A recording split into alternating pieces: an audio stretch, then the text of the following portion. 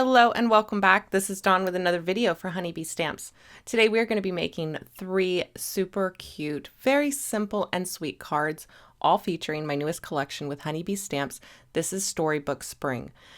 Now this collection has 3 coordinating products in it, a stamp set, a stencil, and a die, and I'm absolutely over the moon with how these turned out. Now, I've illustrated these in that very soft, delicate storybook style. You've got a bunny, you've got a bunch of floral elements here, including a wreath and some bees and some butterflies, as well as a ton of sentiments. You've got the coordinating die here to help you cut out all of those. And then we've also included a stencil here to color in all of those little images perfectly and accurately. It is a 4-piece stencil set, and you'll have everything you need in here to color all of the images included in the set. And there are a lot of options with this collection, so I thought today we would take a look at a couple of those. Now for my first card, I'm going to create one that features the wreath with a sentiment in the center. So here we have this stamp. You'll notice that this wreath is not enclosed at the top. It's actually open at the top, which does allow the stamp set to move. It allows the stamp itself not to keep a perfect circle. This is fine if you're just using the stamp itself, but if you want to use the die or the stencil, you want to make sure that it is stamped perfectly so that it will line up with the die or the stencil. So what I've done is I took the die and I die cut it from the center of a 4 1/4 by 5 1/2 inch card panel. Now this is going to allow me to use this as a template to place my stamp, and then my stamp will always match up with the die or the stencil. So I like to use a contrasting color so that I know that I'll always be able to clearly see that white outline here. In this case, I'm using white paper. So I'm going to go ahead and put that down in my MISC, and then I'm going to lay my template right over top. And then I'm going to use that as my guide to place my stamp. Because I've cut it from the 4 1/4 by 5 1/2 inch cardstock here, I know that it's going to be centered and exactly where I want it. So I'm just going to lay it down and then just kind of move it around till it's completely centered inside my template there. And the nice thing is, as long as you've got it within those boundaries, you'll be fine. If it's a little bit off, it's okay. It's not going to make a big deal. It'll still fit on the die cut. I'm going to close my MISC door to pick that up, and then we can remove our template and start stamping. And then I'll just store this template with my dies so that I always have it on hand and ready to go. Now I'm stamping today in brown. I just like that the softer brown is going to complement the storybook look better than a stark, crisp blackwood. It's going to give it a little bit lower contrast, which is what I'm going for. And you'll see here when I hold this up, it's a very fine line, soft illustration, very simple in nature, but definitely evokes that storybook feel. And you could use any medium that you prefer to color these images, but today I'm going to be using ink blending along with the coordinating stencils. Now there are 4 stencils in this stencil pack, and they're very easy to use. Each item only has 1 layer, and it doesn't matter what order you do them in. So I'm going to line up the first layer here. I like to start with the flowers or the bigger areas. And then I'm going to use the new Belux blending brushes to color this in. They are the perfect size, and I can get a lot of control. Some of these areas are quite small, so these size 7 blending brushes happen to be the perfect size to use and still give me lots of control, and I don't have to worry about masking anything off on the stencil. They also have the size 10 and the size 5. So the size 7 fits right in between these two, and you guys, I am so excited to have these in my stash. Y'all know that I love ink blending, and this is going to allow me to get even more detailed with my ink blending on die cuts. Oof, we're in trouble, you guys, we're in trouble. Okay, so back to this card. I'm using Distress inks today to do all of my blending, and I prefer the inks over the oxides because I don't want to have to overstamp this again.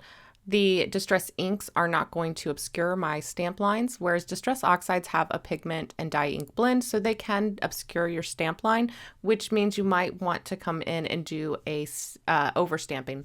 If that's the case, you can certainly do that. You'll just want to make sure that you keep everything set up in your MISC so that once you're done doing your ink blending, you can put it back in the MISC and restamp in the exact same spot. I've already removed everything from my MISC. I didn't think that far ahead, so we're using the Distress ink. Now with these little Belux brushes, you can see here that I can get very targeted ink application. You can use them exactly like you would use a regular blending brush in a circular motion to kind of brush the ink on, or you can use the little flicking motion, which is what I like to do to make it a little bit, the color a little bit heavier around the edges, and then come in softly and leave the center open.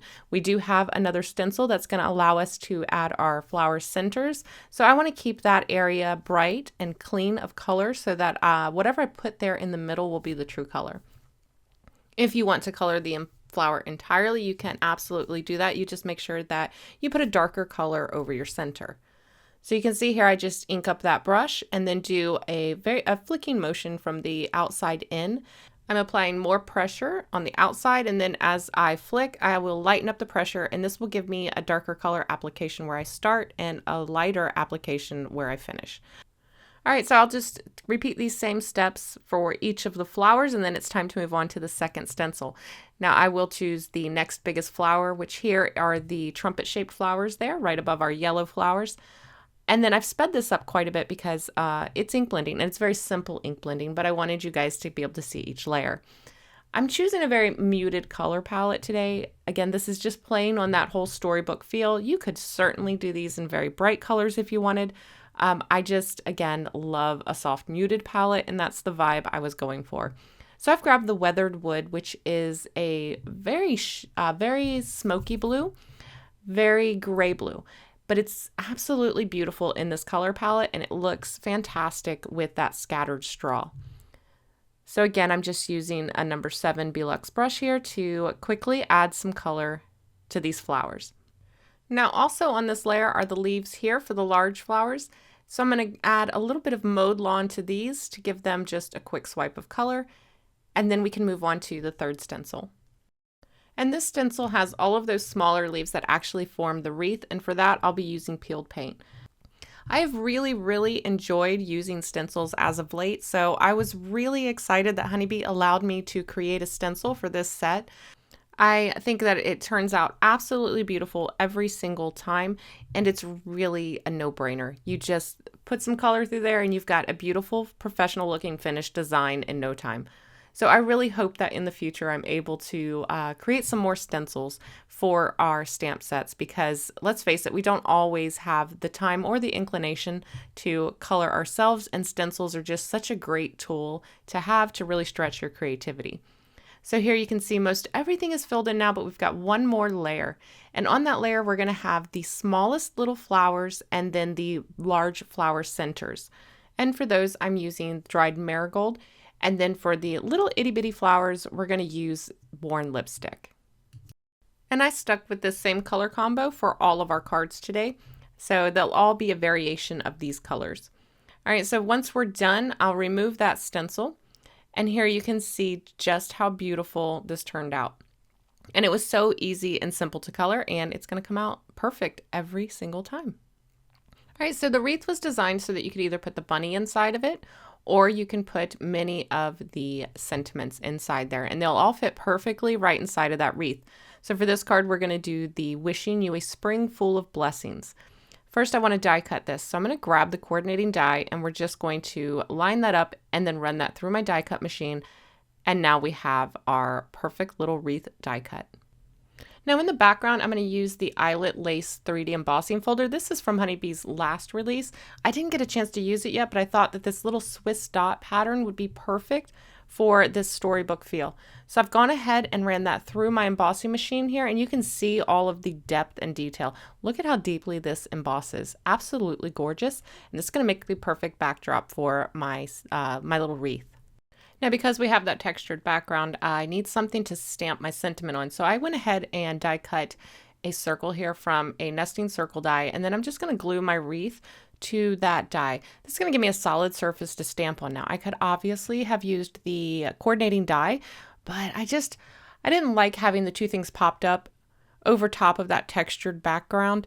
For this one, it just made more sense to me to have a solid surface to stamp directly onto. So that was an easy fix, a simple circle die cut, glue that wreath to it, and now I can just stamp my sentiment here right in the middle, again using that same brown that I used to stamp the wreath. Simple and sweet. All right, all that's left is to adhere this card and put everything together. So for the top panel here, I'm going to grab the Honeybee Stamps Thin 3D foam strips, We're going to adhere that to a light green card base. This is their lower profile foam tape, and I love it because I can put just a little bit of dimension between each layer without getting too bulky. So I'll use that same foam tape for my focal wreath here, and I'll adhere that right in the center. Now I do add a few finishing details, but we'll review that at the end. For now, let's go ahead and jump into this next card. All right, for this card, we're going to feature the little bunny, which is sized perfectly to fit inside the wreath, but we can also use it on its own. It's generously sized so it can carry the card as a focal point by itself. I'm going to go ahead and place all of my images here on my platform, and then we're going to stamp them all at once. So I've grabbed the bunny, I've grabbed one of the little floral swags, which will double as a little floral crown for our bunny, which is absolutely adorable. I'm going to grab a couple of the bees included in the set and the butterflies. And again, I'm going to stamp those in that same brown. And these guys are just so stinking cute. Look at this. Ah. And they're going to be so easy to color because all of these images are also included in our stencil. So let's go ahead and color these in. Now the bunny is down in the corner of one of the stencils, and it's just one open layer, so he's really easy to color in. Now it may look like this is taking me forever, and that's because it is. Two reasons. One, I chose antique linen at first, and I just realized that this was going to take forever to build up this color with that light of a brown. So I switched over to a little bit darker brown, and then two, this is a brand new blending brush, so it has zero color in it. If you've ever worked with blending brushes before, you know that the longer you use them, the more seasoned they get, the more ink they get in them, the quicker they lay down color. So because I was using a very light brown, even here I'm using a pretty light brown. This is our previous warm wool. This is no longer available, but it is my favorite brown. I'm fingers crossed I can get somebody to pick up this color because it is a wonderful, wonderful, beautiful neutral brown. It's just absolutely gorgeous. But I digress. So once you get that color built up in your blending brushes, they deposit color much more quickly. So you just got to kind of suffer through getting the color built up in those brushes. But once it is, man, these are a powerhouse. Absolutely love these little bitty blenders too, because I am able to get in here and really concentrate where I want my shadows and leave a lot of open areas. Like here in the ears, I wanted to just add a little bit of brown around the outside, but I wanted to leave the centers open to add in a little bit of a pink. So I picked up the worn lipstick, and you can see here I'm able to just use what was left on this brush from my previous inkings and add a little bit to his ears and just a little bit to his or her cheeks, because it's going to be a her because we're going to add that flower crown. Although a little boy, he could wear a flower crown. Anybody can wear a flower crown. Flower crowns are for everyone. I'm sticking to it. So again, just adding in that little bit of pink there. And now we have a beautifully, perfectly blended bunny, and I love it. I just love it so much. You'll notice that I left some texture in there. I purposely stippled in some color so that there would be a little bit of texture. If you've ever looked at some of those old storybook illustrations, the color is very uneven, and it has almost a, I don't want to say mottled because that's not what I'm thinking of, almost a distressed look, where the color is kind of clean in some areas, but dirty in some areas and mottled. And that's what I was really going for here. So I'm doing an uneven application of color, and then I'm adding a little bit of stippling in there by just tapping the brush with a lot of ink on it, just tapping it over areas so that it deposits these little tiny, teeny dots of color. And this adds just a lot of interest to the image. So now we've moved on, we've done some of the flower crown, and now I'm finding the other areas on the same stencil to color in the bee's wings here. So I'm lining that up and adding a little bit of that weathered wood over the bee's wings. And then I'm going to find my butterflies. So you can see here on this same layer, we've got the butterfly wings. So for that, I'm going to use a little bit of that dried marigold. And we're going to fill in those butterflies. Again, we're keeping all of our colors very harmonious throughout all of our cards because they'll end up being like a card set. All right, now the only thing I have to do is finish up that little flower crown. So I'll go through the rest of the stencils and I will find the flower, the large flower center there, and the leaves as well. So again, very easy to line these up because each element is on the same spot of each stencil. So once you find where that element is on the stencil, all you have to do is look in the exact same spot on each subsequent stencil. All right, color change coming up here in 3, 2, 1. Sorry about the lighting switch there, you guys. The previous footage was shot at night and this was finished the next morning, so it's quite a lot brighter. But I went ahead and used all of the coordinating dies to die cut my pieces, and you can see how that flower crown fits on that bunny. Now, if you're ever wondering, like, how am I going to figure out what goes to what here? This is a little trick. Everything is lined up exactly like it is on the stamp set on the die set. So if you take the stamp and you flip it over, you can see all of the die cuts line up perfectly with all of the images. So that is just a big selling point here, because I know it can be hard to figure out which die goes where, especially on these large die sets. But again, just flip that stamp over and you'll know exactly what goes to what. So I've got another panel here that I used that eyelet lace 3D embossing folder on, and I'm going to create another label to layer on top of that. I'm going to use the new Lovely Layouts Party. This has a lot of great just layering backgrounds and panels. I'm going to pick the third largest one here. It's got this little circle center that it engraves or debosses into our panel, and I think our bunny is going to fit perfectly in there.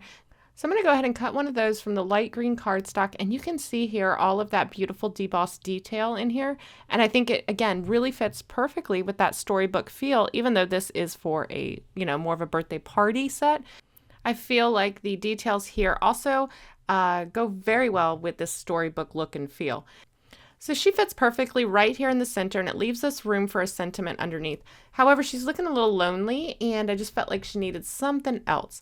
So I went back to the stamp set and I stamped, stenciled, and die cut a bunch of the extra little florals included in this set, and we're going to create a little bit more robust scene right there in the center of our card. All right, so I've taken that green panel and adhered that with a little bit of that 3D foam tape to the center of my panel, and then I die cut another circle die and added just a little bit of ink blending there in the center in that weathered wood, and I adhered that with the 3D foam tape as well. We're going to adhere the bunny right in the center using a little liquid adhesive, and then we're going to adhere that crown directly on top of the bunny, again using some liquid adhesive. We've got all of these extra pieces over here that we've stamped, colored, and die cut, and now we can start creating a little arrangement around our bunny just to fill it out just a little bit more. I do want this to stay sweet and simple, but not that simple. I want a little bit more.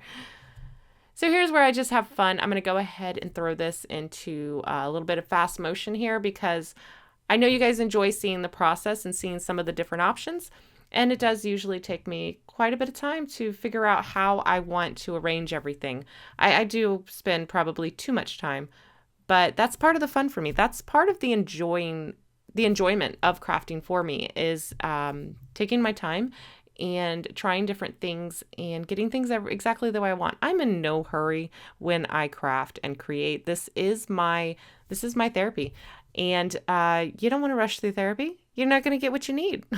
You got to take your time. You got to do the work in therapy. And this is my therapy, so I do the work.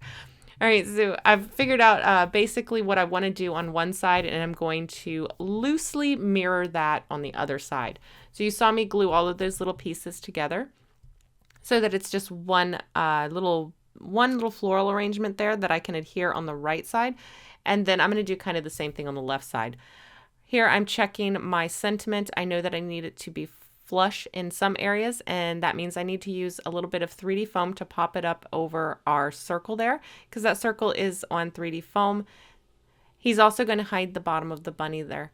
The sentiment now has a sex, just in case you didn't know that. The sentiment is now a he, and it's going to hide the bottom of the bunny. So here you can see all of this has been adhered together so it acts as one piece. I'll adhere that on the right side. And then again, I'll loosely mirror that on the left side. I'm not going for exact symmetry here. I'm going for, they'll be sisters, not twins. But if you prefer, you could absolutely do the perfect mirror image. I just think that it ends up being just a little more interesting when they are similar but not identical.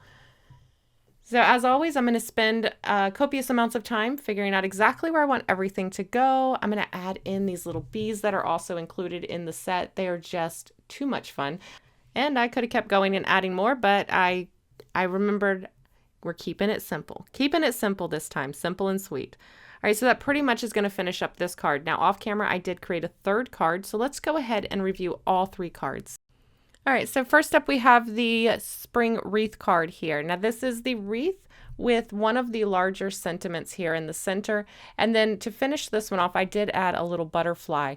I kept this very, very simple. We have that eyelet lace 3D embossing folder in the background. And then I added a little bit of Spectrum Noir sparkle pen. I can't remember exactly which one it is, but I'll link it in the description box below. You can see here when I tilt it in the light, there's just that little bit of subtle shimmer, which I think complements the whole design perfectly. Next up, we have our little bunny as the focal point.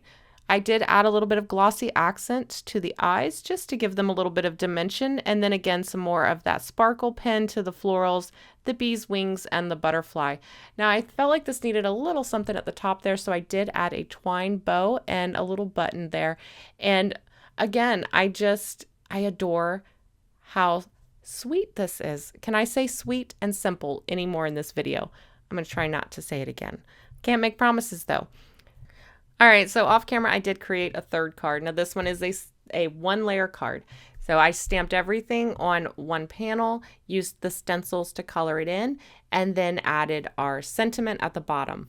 Again, a little bit of that sparkle pen, some glossy accents on the eyes, and this one is done. Very postal friendly. You can make a whole bunch of these, create a card set. You could add any sentiment you wanted. Happy birthday, happy spring, thinking of you. You don't have to use a spring related sentiment to use these images. I just think these would make great baby cards as well. Baby shower, tags, gifts, so many possibilities. All right, guys, I really hope that you enjoyed this look at the Storybook Spring collection, and I hope that you enjoyed the video. If you did, don't forget to give this a thumbs up, and if you haven't already, make sure that you are subscribed so you don't miss any of my future videos. I will have all of the featured products listed in the description box below. As always, I want to thank you guys so much for watching, and I will see you next time. Bye.